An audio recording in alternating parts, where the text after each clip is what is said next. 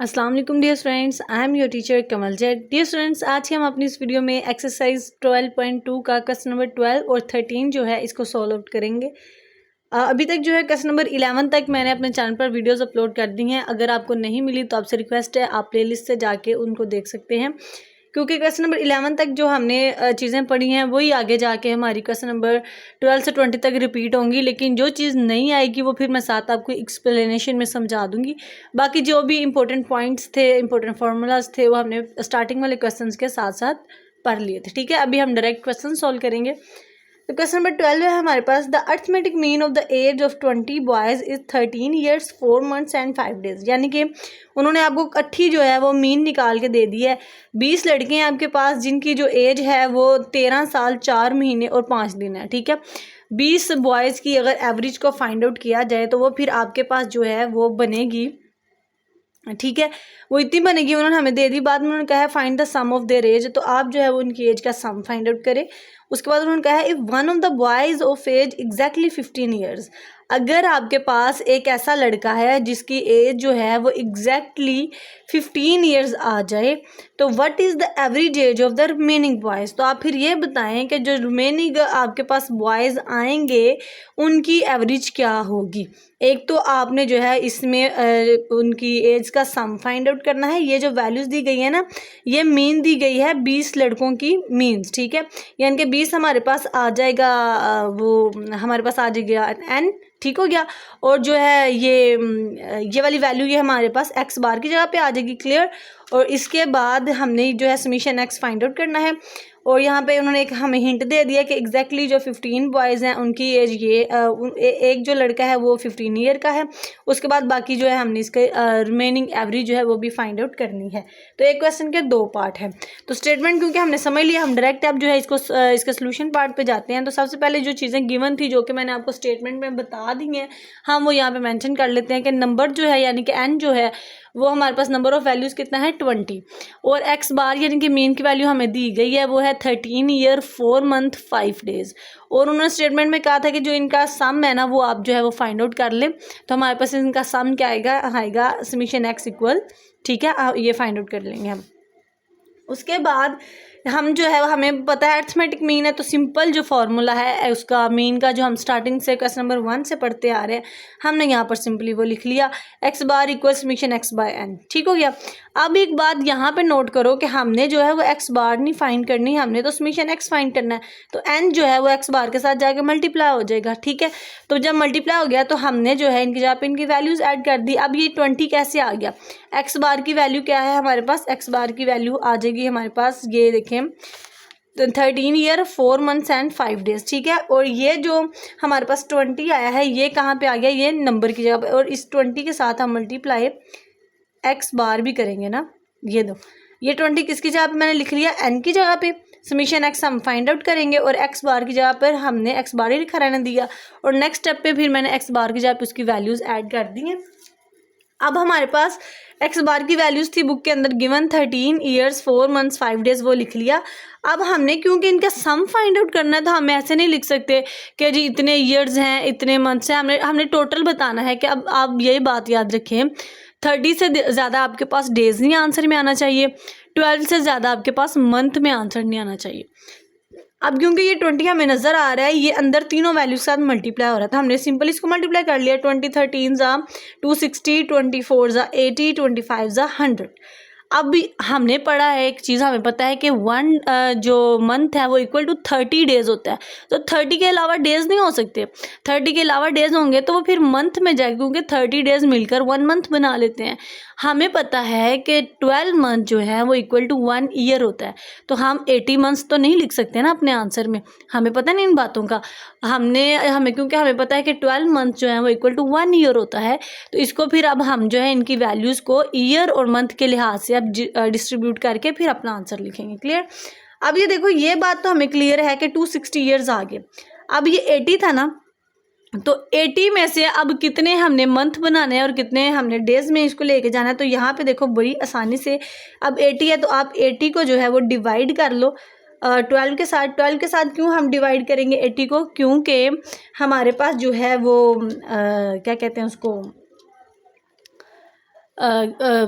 एक ईयर में जो है वो 12 मंथ्स होते हैं, ठीक है। इसलिए हमने जो है 80 को अब उसके साथ 12 के साथ जो है वो डिवाइड करवाना है। तो 12 7 से 84 होता है, तो हम 12 6 करेंगे। 12 6 हमारे पास आ जाएगा 12 6 72, ठीक है। 12 6 72 आ जाएगा हमारे पास। तो यहाँ पे हमारे पास बच गया 8। तो अब ये जो 8 बचेगा ना, ये हमारे पास बेटा मंथ होंगे, और ये जो 6 आया ना, इसका मतलब ये हमारे पास ईयर्स आए हैं। तो 80 मंथ्स में 6 ईयर होते हैं और 8 मंथ्स होते हैं। तो जो 6 ईयर आया उनको हम ईयर्स में प्लस कर लेंगे, और जो बेटा मंथ आया उनको आप मंथ में प्लस कर लेंगे, यानी कि 8 मंथ बच गया। अब ये 3 कहाँ से आया? 100 है, 100 को आप 130 पे डिवाइड करो। 30 पे क्यों करेंगे? क्योंकि 1 जो मंथ है वो इक्वल टू 30 डेज होता है। तो 33 हमारे पास 90 आ जाएगा और 10 डेज बच जाएगा। तो यहाँ पर देखिए कितने मंथ्स आए हैं, फिर हमारे पास 100 डेज में कितने मंथ हुए? 3 डेज। तो ये जो इसके मंथ बचे थे और इसके जो मंथ बचे हैं, इन दोनों को हम आपस में प्लस कर लेंगे, और यहाँ पर जो लास्ट पे डेज बचे हैं उसको हम डेज लिखा रहने देंगे। क्लियर हुई बात? यहाँ तक हमारा आंसर ठीक था, लेकिन 80 मंथ्स तो नहीं होते, 100 डेज तो नहीं होते, हमने उसको ईयर में कन्वर्ट करना है। तो ईयर में कन्वर्ट करने के लिए मंथ्स को हम 12 पे डिवाइड करेंगे, और डेज को मंथ में कन्वर्ट करने के लिए हम उसको 30 पे डिवाइड करेंगे, और जो मंथ होंगे उनको आपस में प्लस करेंगे, जो ईयर होगा उसको आपस में प्लस करेंगे। ठीक हो गया? तो 260 में 6 प्लस कर लिया तो हमारे पास आ जाएगा 266 ईयर। 8 और 3 11 मंथ और 10 डेज हमारे पास वैसे आ गया। तो अब ये हमने फाइंड किया है समीशन एक्स। अब हमारे पास आ गया जी, इतने हमारे पास 20 लड़कों की उम्र कितनी होगी? 266 ईयर्स 11 मंथ एंड 10 डेज। अब हम अपने एक पार्ट तो हमने फाइंड कर लिया, अब दूसरे पार्ट की तरफ जाते हैं कि उन्होंने कहा था इसकी एवरेज भी फाइंड करो। अब क्योंकि 1 बॉय एग्जैक्टली 15 ईयर का था, तो अब हमने क्या कर लेना है, सम ऑफ रिमेनिंग बॉयज़। अब जो टोटल हमारे पास ईयर है ना, इनमें से हमने 15 को माइनस कर देना है, क्योंकि एक की तो ऑलरेडी उनको पता है। सही है? तो ये जो 266 ईयर्स है ना, इनमें से हमने 15 निकाल ले, तो हमारे पास पीछे बच गए 251 ईयर। ये बात आपने याद रखनी है। अब आप ये ना सोचना कि आंसर तो 266 आया था लेकिन हम सोल्व 251 को कर रहे हैं। तो 251 को हम इसलिए कर रहे हैं क्योंकि हमने उसमें से 15 को माइनस कर दिया, जो कि 1 बॉय ऑलरेडी हमें एग्जैक्टली पता था। अब बाकी जो अननोन वैल्यूज़ है ना, हमने उनको फाइंड करना है, उनकी हमने जो है एवरेज निकालनी है। समझ आ गई? अब इसी वैल्यू को लेके हमने अब नेक्स्ट एवरेज फाइंड करनी है। एवरेज करने के लिए एवरेज ऑफ 19 बॉयज, देखो टोटल हमारे पास 20 थे ना, टोटल 20 में से एक गया तो हमारे पास 19 बच गया, और जो एक को हमने माइनस किया उसकी वैल्यू भी हमने टोटल वैल्यू में से निकाल दी है। तो अब ये जो टोटल वैल्यू आई है ना, इसको हमने क्या कर देना है, n से डिवाइड कर देना है, यानी कि समीशन x को हमने जो है वो नंबर ऑफ वैल्यूज़ पे डिवाइड कर दिया। समीशन x को 19 पे डिवाइड करेंगे, तो अब डिवाइड करने के लिए पहले ये सारी वैल्यूज़ हमारे पास एक सिंपल फॉर्म में होनी चाहिए। ये ईयर मंथ और डेज़ को हम कैसे सिंपल फॉर्म में जो है वो सॉल्व कर सकते हैं ना, इसलिए मैंने क्या किया, ये जो इन सारी वैल्यूज़ को ईयर में कन्वर्ट किया, और यहाँ पे एक दफ़े इनका यूनिट लिख दिया ईयर। ठीक हो गया? ये 251 तो ऑलरेडी ईयर में था, ये वैसे लिखा रहने दिया। अब ये 11 मंथ है, तो ये ईयर में कैसे कन्वर्ट आउट होगा? तो ये देखो हमें पता है 1 ईयर में कितने मंथ्स होते हैं? 11। तो अब 12, तो 11 को डिवाइड कर देंगे 12 के साथ, ये वाला 11 लेंगे, इसको ईयर बनाने के लिए इसको 12 के साथ डिवाइड करेंगे, तो हमारे पास ये देखें 0.9166 आ जाएगा। इस साढ़े 6 को ख़त्म करने के लिए हम 6 को क्या बना देंगे, 7, तो 0.9167 लिख दिया।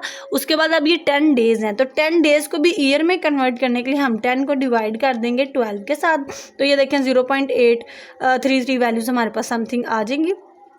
12 के साथ डिवाइड कर दिया, इसको हम जो है वो यहाँ पर जब हमने 11 को 12 पे डिवाइड किया तो हमें एक बात समझ आती है कि मंथ जो हैं वो ईयर में कितने होते हैं, 12 होते हैं, इसलिए मंथ वाली वैल्यू को 12 पे डिवाइड कर दिया। अब ये डेज़ वाली वैल्यू को जब ईयर में कन्वर्ट करेंगे ना, तो हम चेक करेंगे जी ऑल ओवर पूरे ईयर में कितने डेज़ होते हैं। तो बेटा पूरे ईयर में डेज़ होते हैं 365, तो यहाँ पर 10 को हम डिवाइड करेंगे 365 के साथ, तो हमारे पास वैल्यू आ जाएगी 0.027, तो वही यहाँ पर मैंने लिख ली। समझ आ गई बात? ये वाली जो मंथ वाली वैल्यू इसको आप 12 पे डिवाइड करेंगे, और ये जो डेज़ वाली वैल्यू इसको आप 365 पे यानी डिवाइड करके आप सारी वैल्यूज़ को ईयर पे लेकर आओगे। आप इन सबको प्लस कर लोगे, प्लस करने के बाद जो वैल्यू होगी लिख देंगे, नीचे ये 19 पे डिवाइड हो रहा है, इसको 19 पे हम डिवाइड कर देंगे। डिवाइड करने के बाद हमारे पास ये ईयर्स आ गए। अब जो ईयर्स इनकी जो एवरेज आई है ना, वो हमारे पास इस तरह आई है 3.2602। क्लियर? लेकिन हमें जो है वो पॉइंट में तो आंसर नहीं चाहिए, हमें क्लियर पता होना चाहिए कितने ईयर हैं, कितने डेज हैं और कितने मंथ्स हैं। तो इनके आसानी के लिए आप क्या करें कि ये ईयर्स वैसे लिखे रहने दें, इनके ये जो आ रहे थे ना यहाँ पर पॉइंट वाली वैल्यू वो हमने अलहदा कर ली, ये वाले ईयर्स अलहदा और पॉइंट वाले ईयर्स अलहदा। अब देखो इन ईयर्स को अगर हम मंथ में कन्वर्ट करें, अगर मंथ को ईयर में करें तो फिर हम 12 से डिवाइड करेंगे, अगर ईयर को मंथ में करें तो फिर हम 12 से मल्टीप्लाई करेंगे। तो इस वाली वैल्यू को 12 से अगर आप मल्टीप्लाई करते हैं तो आपके पास जो है आपकी वैल्यू आ जाएगी 3.1224। सही हो गया। अभी भी जो वैल्यू है वो हमारे पास क्या है, पॉइंट में। तो ये 3 वाला मंथ हम अलहदा कर लेंगे और ये जो पॉइंट वाली वैल्यू है ये हम अलहदा लिख लेंगे। अब क्योंकि हमने इनको डेज में कन्वर्ट करना है तो इसलिए हमने इसको किससे मल्टीप्लाई किया है, 30 के साथ। किसके साथ, 30 के साथ। सही हो गया। 30 के साथ क्यों, क्योंकि 1 मंथ इक्वल टू 30 डेज। तो डेज में कन्वर्ट करने के लिए ये मंथ की वैल्यू है ना, तो इसको हम 30 के साथ जो है वो क्या कर लेंगे, मल्टीप्लाई जब किया तो हमारे पास आ गया 3.67। अब कोई 3.25, 3.5, मतलब 3.25, 4.25, ये तो टाइम हो सकता है, दिन तो नहीं हो सकता। हम अगर लिखेंगे तो हम पूरा बताएंगे जी 4 दिन या 2 दिन या 1 दिन। तो ये 50 से ज़्यादा एवरेज आ रही है ना, तो हम क्या कर लेंगे, इसकी जगह पर 4 डेज़ लिख लेंगे। अगर ये 50 से कम होते तो हम जो है वो 3 डेज़ लिख लेते। क्लियर हो गया। तो अब जो हमारे पास रिमेनिंग 19 बॉयज़ की एवरेज आई है वो आई है 13 year 3 month and 4 days. Clear. तो ये क्वेश्चन नंबर 12 हमारे पास हो गया। थोड़ा सा लॉजिकली था लेकिन आसान था, इसमें कोई मुश्किल चीज़ नहीं थी। अभी जो क्वेश्चन नंबर 13 है हमारे पास वो इससे भी ज़्यादा आसान है। इसके 4 पार्ट्स हैं हमारे पास, चारों की चारों जो है हमने अर्थमेटिक मीन फाइंड आउट करनी है। लेकिन यहाँ पर जो है वो समीशन डी और summation U, summation F D और एफ यू वाले फार्मूलाज लगेंगे। लेकिन इन क्वेश्चंस में आसानी ये है बेटा कि आपको कोई चीज़ जो है वो फाइंड आउट नहीं करनी पड़ेगी। टेबल्स के थ्रू जो हम इस तरह से फाइंड आउट करते थे, सारी वैल्यूज हमें दी गई हैं, हम बस ये वाला फार्मूला लगाकर सिंपली जो है हम इनको सॉल्व कर लेंगे। सही हो गया। तो क्वेश्चन नंबर 13 का फर्स्ट पार्ट अगर देखें तो उसमें वैल्यू दी गई है D equal X minus 140, summation D equal 500, N equal 10। ठीक है। और ए की वैल्यू जो होता है हमें पता है एक्स माइनस ए होता है। तो अब ये जो वैल्यू है ये फिर किसकी होगी, ये फिर हमारे पास ए की वैल्यू होगी। अच्छा जी, ये हमारे पास ए की वैल्यू हो जाएगी। अब हमें पता है हमने एक्स बार का जो फॉर्मूला लगाया ए वाला, ए प्लस, आप देखो इसमें सारी वैल्यूज थी, ए भी थी, समेशन डी भी था और एन भी था, इसलिए हमने यहाँ पर ये वाला फार्मूला लगाया ताकि हमारे पास ये वाली सारी वैल्यूज गिवन है। अब ए की जगह पे ए वाली वैल्यू पुट कर लेंगे, समेशन डी की जगह 500 और एन हमारे पास 10 है। ये देखो 0 0 से कैंसिल, तो पीछे हमारे पास 50 बच गया। 50 को 140 के अंदर प्लस करो तो 190। क्वेश्चन सॉल्व हो गया। इतना आसान क्वेश्चन था। देन देखिए हमारे पास जो है वो u की वैल्यू गिवन है, लेकिन वो इस फॉर्म में गिवन है कि x माइनस ये a होता है और ये h होता है। ये पीछे हमने क्वेश्चन सॉल्व किया है जिसमें ये वाली टर्म जो थी वो यूज़ हुई थी। ठीक है। फिर समीशन u उन्होंने हमें दे दिया और n भी दे दिया। अब देखिए हमारे पास हमें पता है ये h होता है यहाँ पे, तो h फिर क्या होगा, 6 होगा, और ये यहाँ पर a होता है, तो ये फार्मूला हमने पीछे याद किया हुआ है। तो ये जो वैल्यू भी किसकी आएगी, a की आएगी, इसलिए यहाँ पर हमने खुद लिखा है a equal 130 and h equal 6। Clear हो गया। अब हमने यहाँ पे वो फार्मूला लगाना है जिसमें समेशन u आए। तो मेरा ख्याल है ये यहाँ पर नहीं दिया, ये फार्मूलाज आपको खुद याद करने पड़ेंगे। ये चैप्टर है तो आसान लेकिन इसमें बहुत ज़्यादा फार्मूलाज यूज़ होते हैं जिसकी वजह से फिर बच्चों को जो है ये बहुत टफ लगते हैं। सही हो गया। अच्छा जी, अब जहाँ पे जो जिसकी वैल्यू थी वो हम पुट कर देंगे। यहाँ पे प्लस था लेकिन समेशन u की वैल्यू माइनस में थी। ठीक है। तो माइनस प्लस क्या हो गया, माइनस। अब ये देखें इसको जो है हम कर लेंगे, इसको हम 5 1 ज़ा 5, 5 1 ज़ा 5, 0 7 वैसे आ गया। तो 10 मल्टीप्लाई 6 कर लेंगे, 10 6 ज़ा 60, तो 130 में से 60 निकालो तो हमारे पास जो है वो 70 आ गया। So simple. एंड हमारे पास 3 वाला फॉर्मूला आ जाता है, ये 3 वाला पार्ट, इसमें हमारे पास वैल्यू है x माइनस ए, ये a होता है हमारे पास। ये समीशन एफ डी भी है और समीशन एफ भी है, कोई चीज़ हमें फाइंड करने की ज़रूरत नहीं है, बस हमने मेंशन कर दिया है कि a जो है वो हमारे पास क्या है, 25। सही हो गया। तो x bar equal a plus summation F D bye summation F. और ये गर्मी बहुत ज़्यादा है और मेरा ही जो है वो पसीना गिरा जा रहा है शीट के ऊपर, तो आप लोगों ने माइंड नहीं करनी इस बात को। तो अब जो जिसकी वैल्यू थी उस फार्मूले में हमने उसको पुट कर दिया। ये फार्मूला आपको खुद याद करना पड़ेगा, summation F D bye summation F. ठीक है। यहाँ पर इनकी वैल्यूज पुट करने के बाद ये देखें जी 21 ज़ा 20, 20 15 ज़ा 300 होता है। आप 2 से भी चाहो तो कटिंग कर सकते हो।